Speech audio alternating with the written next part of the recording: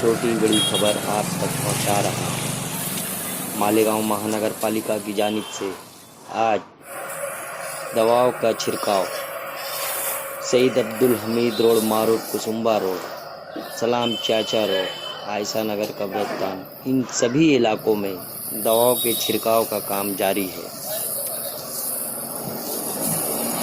आप आवाज़ media channel को सब्सक्राइब करें, शेयर करें